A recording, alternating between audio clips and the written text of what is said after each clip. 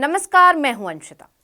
एक तरफ तो केंद्र की सत्ता में बैठी बीजेपी सामाजिक न्याय दिखाने के लिए कर्पूरी ठाकुर को भारत रत्न देकर वाहवाही लूटने की कोशिश कर रही है, वहीं दूसरी तरफ महाराष्ट्र में मराठा और ओबीसी ने इसी डबल इंजन सरकार की नाक में दम कर रखा है।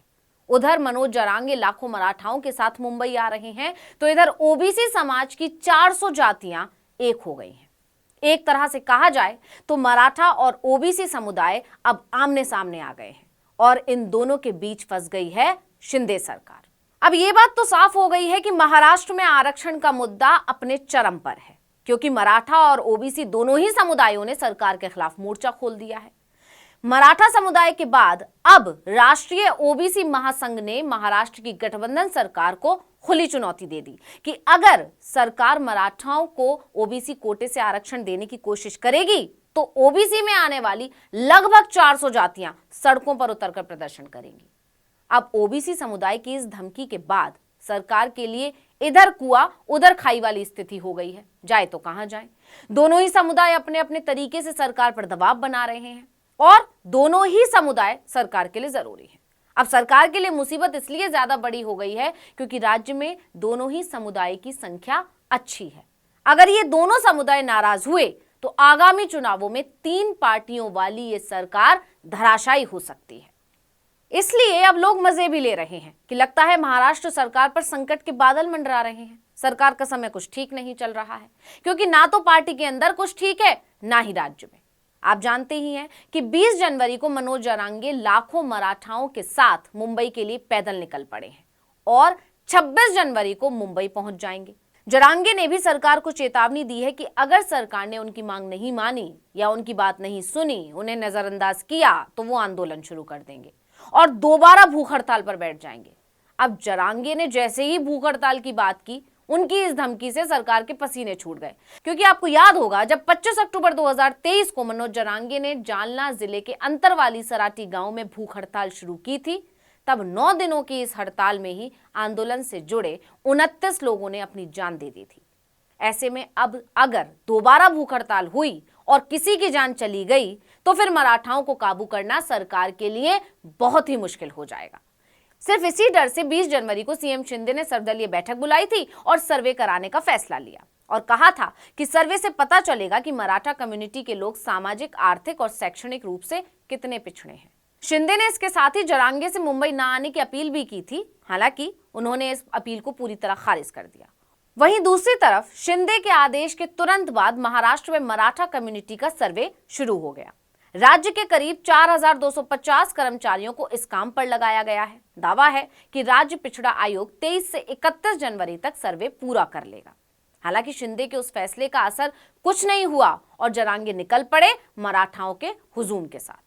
अब जैसे ही इसकी खबर ओबीसी समुदाय को मिली कि जरांगे आ रहे हैं, यह समुदाय भी एक्टिव हो गया। इन्हें लगा कि जरांगे शिंदे सरकार पर दबाव बनाने में कामयाब हो रहे हैं। दूसरी बात, शिंदे खुद मराठा है। इस हिसाब से मराठाओं का पलड़ा भारी है, तो कहीं ऐसा ना हो कि सरकार मराठाओं को ओबीसी कोटे से आरक्षण दे दे। इसलिए बिना देरी किए ओबीसी समाज ने भी सरकार को चुनौती दे डाली।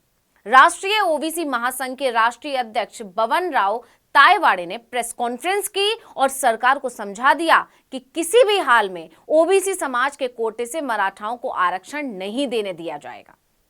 जरांगे पाटिल सरकार को ब्लैकमेलिंग करने का तरीका अपना रहे हैं। उन्होंने सरकार को धमकाने वाले लहजे में कहा कि अगर सरकार ने ओबीसी कोटे से आरक्षण देने की कोशिश की तो लगभग 400 जातियां जो ओबीसी में आती हैं सड़कों पर उतर जाएंगी और पूरे महाराष्ट्र का घेराव करेंगी।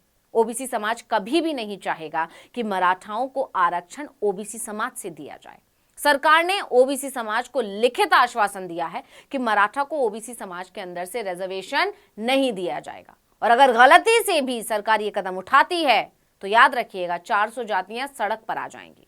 इसका परिणाम अच्छा नहीं होगा। अब ओबीसी समुदाय के इस ऐलान के बाद सरकार बुरी फंस गई है कि किसकी मांग माने और किसकी ठुकराए। महाराष्ट्र में मराठा आरक्षण की मांग को लेकर आंदोलन पहले ही चल रहा है। ऐसे में अगर ओबीसी समुदाय में आने वाली 400 जातियां भी एक साथ सड़क पर आ गई तो राज्य की गठबंधन सरकार का क्या ही होगा। जबकि 3 दलों वाली गठबंधन सरकार में तो 2 दल पहले ही बटे हुए हैं। शिंदे मराठा हैं तो अजीत गुट के छगन भुजबल ओबीसी समुदाय से आते हैं और वो कैबिनेट में मंत्री भी हैं। छगन भुजबल ने तो खुद ही ओबीसी समुदाय से एकजुट होने की बात कही थी। उनका तो ऑडियो भी वायरल हुआ था, आपने भी सुना था, हमने खबर भी बनाई थी। ऐसे में अगर ओबीसी समुदाय ने खुलकर प्रदर्शन किया तो जाहिर है भुजबल ओबीसी समुदाय के साथ खड़े नजर आएंगे। शिंदे को भी मराठाओं का ख्याल रखना ही पड़ेगा। यानी ये मामला दिन पर दिन पेचीदा होता जा रहा है। अब आरक्षण का ये मुद्दा लोकसभा, महाराष्ट्र विधानसभा और एमसीडी चुनाव से पहले गठबंधन सरकार के गले की फांस बन गया है। तो अब मुख्य सवाल ये कि ऐसा क्यों कहा जा रहा है? तो दरअसल मराठा चाहते हैं कि उन्हें ओबीसी कोटे में शामिल किया जाए। अब अगर ऐसा हुआ तो जाहिर है इसके बाद उन्हें ओबीसी कोटे से ही आरक्षण भी मिलेगा। यही है मुसीबत की जड़, क्योंकि ओबीसी को 27% आरक्षण मिलता है और इसी के अंदर मराठाओं को आरक्षण देने की बात कही जा रही है। ऐसे में ओबीसी समुदाय को डर है कि मराठा उनके आरक्षण को हड़प लेंगे। बीजेपी की बात की जाए तो महाराष्ट्र में ओबीसी समुदाय बीजेपी का मजबूत वोट बैंक माना जाता है, जबकि मराठा समुदाय के बीच शिवसेना और एनसीपी का सियासी आधार है। अब बीजेपी अगर मराठाओं को साधेगी तो उसका पुराना वोट बैंक छिटक जाएगा और नहीं साधेगी तो विधानसभा चुनाव में मराठा उसे नुकसान पहुंचा सकते हैं। यही पेच फंस गया है। अगर मराठा आरक्षण को मंजूरी मिल जाती है तो छगन भुजबल और बीजेपी के अपने ही नेता नाराज, वहीं अगर मंजूरी नहीं मिलती है तो शिंदे नाराज। महाराष्ट्र की ऐसी हालत को देखकर राजनीति के जानकार कह रहे हैं कि तीन दल मिलकर एक राज्य को नहीं संभाल पा रहे हैं। देखते हैं कि सरकार इस मुश्किल का कोई हल ढूंढ पाती है या नहीं। तो इस वीडियो में इतना ही। आपसे अनुरोध है, YouTube पर हमारे चैनल आर्टिकल 19 इंडिया को सब्सक्राइब कीजिए, WhatsApp पर फॉलो कीजिए और बताइए कि आपको हमारा ये वीडियो कैसा लगा। आने वाले दिनों में हम और किन मुद्दों पर वीडियो बनाए ये भी जरूर बताइएगा। ट्विटर हैंडल है आर्टिकल 19_इंडिया, इसे भी फॉलो कर लीजिए। नमस्कार।